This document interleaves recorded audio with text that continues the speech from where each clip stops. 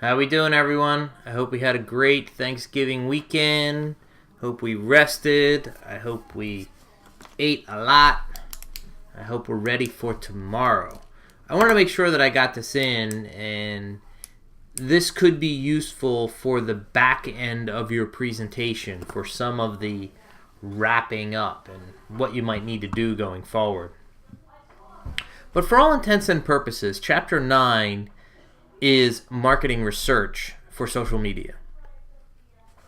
Almost everyone in this class had the marketing research class, pretty much.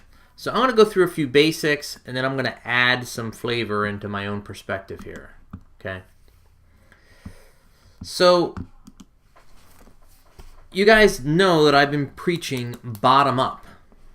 Okay, meaning just like when I was going through the case the other day, we don't have to guess anymore, or we don't have to wait for the marketing research to come in.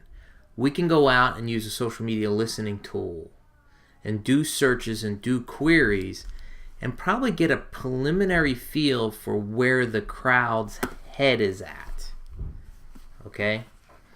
So we do use social and digital for research purposes, for research, for customer care, to see how a campaign is going. And when we talk about social and digital research, there's qualitative and quantitative. Okay? Qualitative is words, observing, recording. I'm going to talk more about ethnographic and netographic research about 10 slides further deeper. But really what we do is we use qualitative research techniques such as focus group rooms or data that's just out there, like Google Alerts. This is qualitative in nature, and we use this to explore. The upsides is the data is available, and we can get some preliminary insights. The downside to qualitative research is the information is not confirmatory, meaning just because you found it in a Twitter stream, just because you feel that you have a trend, doesn't mean you have a probabilistic sample to confirm that finding. Now, quantitative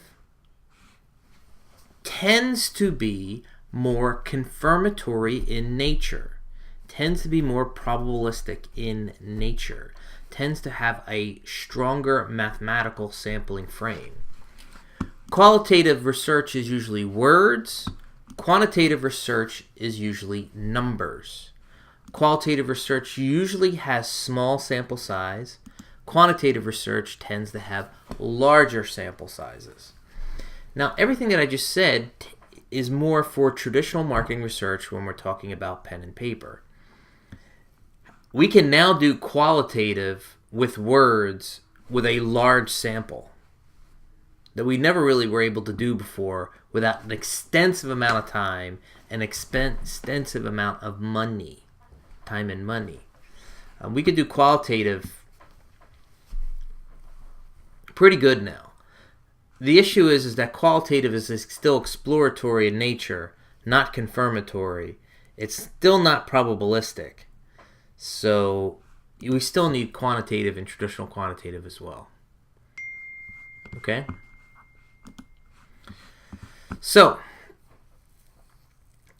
social media listening tools tend to be one of the strongest weapons. I mean, we have Google Search, we have Google Alerts, we have Twitter Search, which is still pretty good.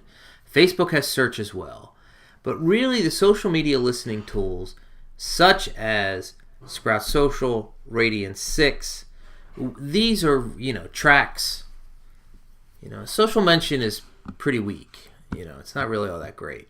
A lot of these are on the weaker side. I'm going to give you an example of Radiant 6 in a minute, okay? So what we do is with the social media listening tool, we can monitor. If you're the brand manager for 7-Up, you can not only have certain keywords around your brands and your flavor profiles, you can also see what the crowd is talking about your competitors as well. Where the search term was found, when it was found, what language it was said in, who mentioned it, how many times was it found, is it trending?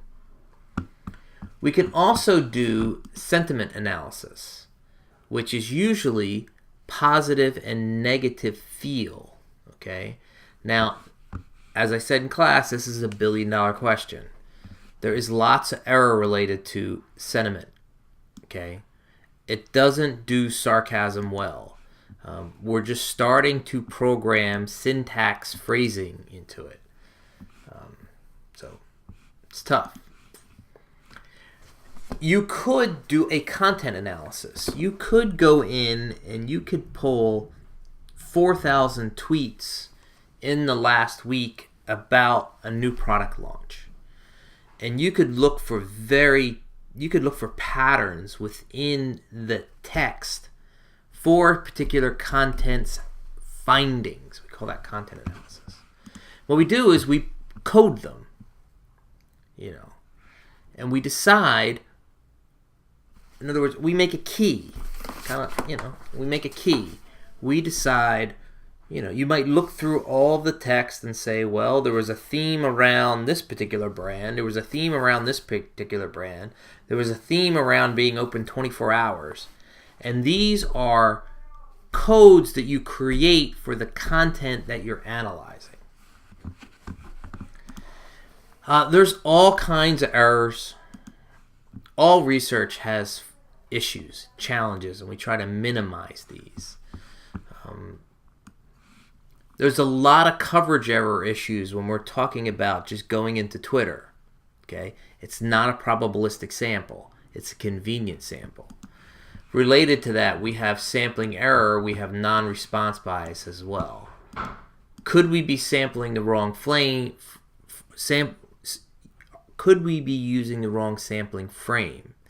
Is there an echo effect that one person is saying something that is a thought leader and everyone else is mirroring that comment and jumping on for bandwagon effect? We have a participation effect, that we've talked about. I didn't mean to do that. 80-20, and sometimes in social media it's not even 80-20, it's like 97-3. And then non-response bias is, you're making conclusions about a population, but is there members of the population that were not sampled? In other words, if you were to look at the political election that just happened in November, and you're only using Twitter and not Facebook and not traditional sampling, there could be large sections of the population that were not part of the sample. And this is called non-response bias, meaning the findings of your study are weaker because of how you sampled and the fact that you didn't sample other populations that were not part of Twitter. The book does some interesting little product groups, people talking about online versus offline. Now, this is cute. It's just kind of an example, really. Ethics. Okay. Is it ethical to mine these social conversations? Does someone on Twitter or Facebook know that you bought Radiant 6 and you have the API and you are, I don't think there's an ethical issue if you're just doing the data analysis. I do have an ethical issue if you are doing the searching and then targeting. To me, targeting them without them having some kind of a heads up. It's almost the equivalent of getting an 800 number to call your house while you're eating dinner. I want to talk a little bit about Radiant 6, and the best way to do that is to show you a very short video. You ready? Clemson's a really unique experience. When I came here, they kept talking to me about the Clemson experience and how our kids come here and it's a different world. They come from all over the country. My name is Jason Thatcher. I'm the faculty lead for Clemson Social Media. All right, let me go back 2 seconds there.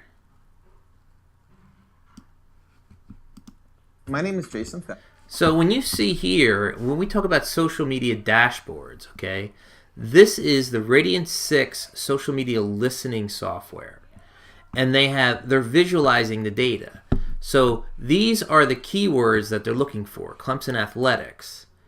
And the top keywords around Clemson Athletics, men's basketball, women's athletics, men's something, football, men's soccer, ACC, Clemson and student activities, philanthropy, Greek life, These are all, I have no idea what this one is.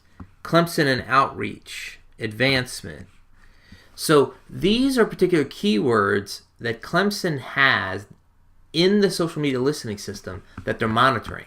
They're also, if you can see over here, they're tracking geography and has a heat map of where most of the hits are coming from.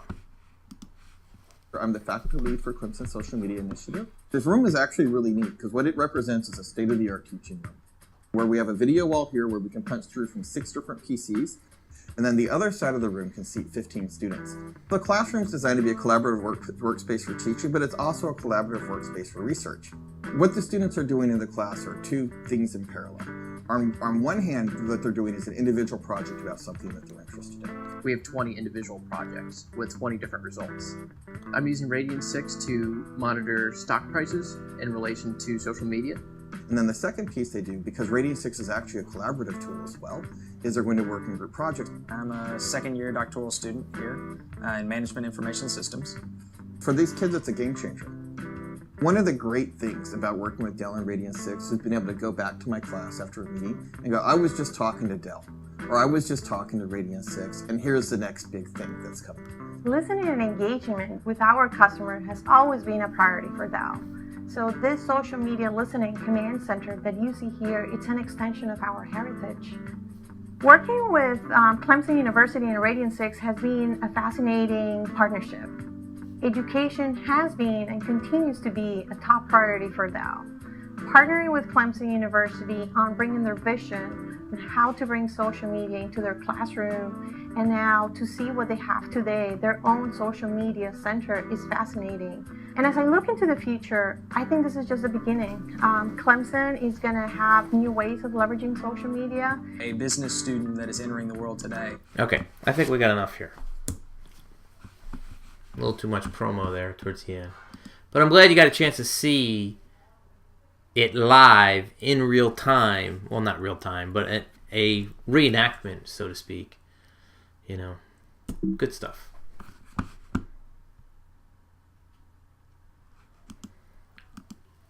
So we saw on the screen Clemson's dashboards that they created. And if you notice, when they cut to Dell's command center, they had dashboard screens up as well.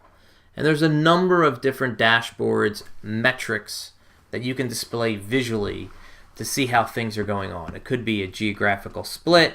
It could be, various customer segments or brand mention for a particular category. So, let me go to this one. Some challenging issues. All right. And there's a old expression in marketing research is, can you tell the difference between the signal and the noise? Meaning, can you find that needle in the haystack for meaningful knowledge that you can use? Okay, that's challenging because when you talk about Snapchat and 1 billion video views a day, that's an awful lot of stuff to search for and search through. There could be some cultural factors in the meaning of language and lots of shorthand and text that you have to figure out, especially when we're dealing with Twitter and we only have 140 characters-ish. We have another issue that they don't talk about in this chapter, particularly videos are not necessarily searchable. Okay. Sometimes things have multiple meanings. BP is blood pressure, and BP is also what? The gigantic oil company that spilled a lot of money in the Gulf. And then when we talk about categorical data or ranking data, we need to make sure that they're accurate before we go into using them. That's fine. Now, I told you I was going to talk a little bit more about nethography. This is a guy that I actually know, Rob Kosnitz. He's been in a couple different schools. He's now at USC now. Really, really sharp guy in the marketing academic. And he kind of has this particular style when he's collecting data digitally. You identify with some online communities. You select those with high traffic, high activities. You immerse yourself. You learn some culture. You decide what you're going to look at, what's going to be the data for the analysis. Then you classify that particular set of information. You keep journals. In other words, you think about, okay, what are the trends, the patterns, and you use member checks, meaning you double check and you interview various people within the community to make sure that your interpretations are accurate. Outside of that, that's pretty much it. We use research for insights so we can make better decisions going forward. And now that we have this monster digital water cooler out there, we can get tons and tons and tons of qualitative data that will give us insights that we then can go and do confirmatory quantitative studies to confirm a finding. It's out there, it's useful, and by the way, in all the digital and social area, this is not in super hot demand at the moment because firms don't know enough about it to hire you for it. But 2-3 years down the road, man, this is going to be not even 3, maybe 2. Some are already starting to ask for it, but you get that Hootsuite certification, you're good in this category. All right, looking forward to catching up with you guys tomorrow.